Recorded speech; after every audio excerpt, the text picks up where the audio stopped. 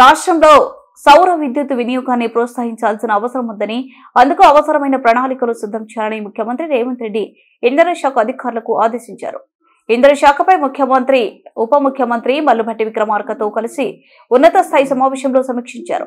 ఈ సందర్భంగా అధికారులు కొండారెడ్డిపల్లిలో పైలట్ ప్రాజెక్టుగా చేపట్టిన model solar roof top village పనుల వివరాలను తెలియజేశారు.